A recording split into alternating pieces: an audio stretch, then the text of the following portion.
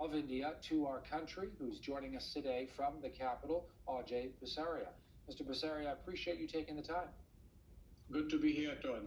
How are people doing during these very trying times? We look at those case counts and the death toll as well. Give us your perspective. Well, we are in the midst of one of the most serious public health crises we've ever faced.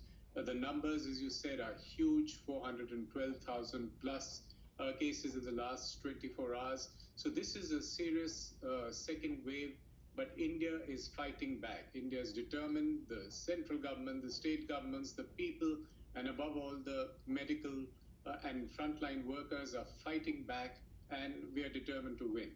Is it time for a more centralized approach here as opposed to delegating some of the decisions to state governments? Does there need to be sort of, as we mentioned, Mr. Bisaria, an aggressive and complete lockdown?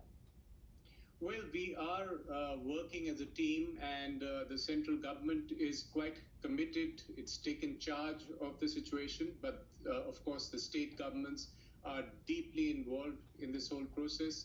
If you see the numbers coming out of India, there are micro containment zones that we need to have across India. 751 districts in 36 states and union territories.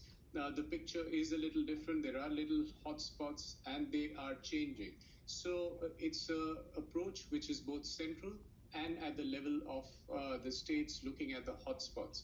For instance, Mumbai was a hotspot, but now the situation is much better in Mumbai, one of the largest cities in the world, where now we have a situation where hospital beds are available, oxygen is in good supply.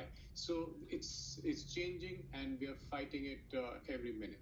I know that opposition leader Rahul Gandhi has said that the government has had a lack of a clear and coherent strategy and has now placed India into a highly dangerous position. I appreciate you are a representative of the Indian government here, but I want to ask you whether there is some truth to that this has been mishandled by the Indian government, perhaps downplaying the situation, sending out a message to people that the worst was over, lulling people into a false sense of security when in fact the worst was still yet to come, Mr. Bisaria.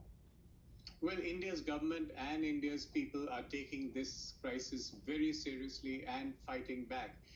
If you look at the numbers, we had a peak of about 97,000 in the first wave in October last year, and the first wave left us mostly unscathed. But in the second wave in till February, we had just about 8,000, 9,000 cases.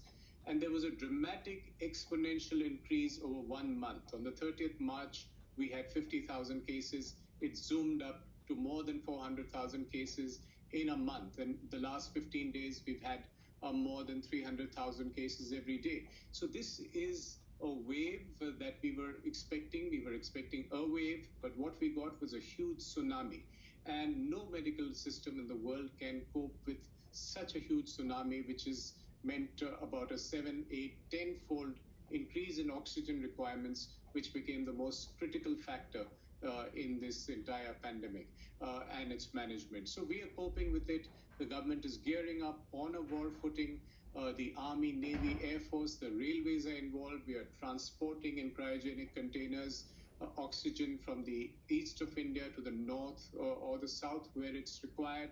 And right now, the focus is on getting the oxygen and getting hospitals to have sufficient stocks of oxygen in order to deal with the crisis that they're facing. You mentioned rightly, from 50,000 cases up to 400,000 and being just this huge tsunami, this huge wave. Could that have been prevented in any way, mitigated? What went wrong?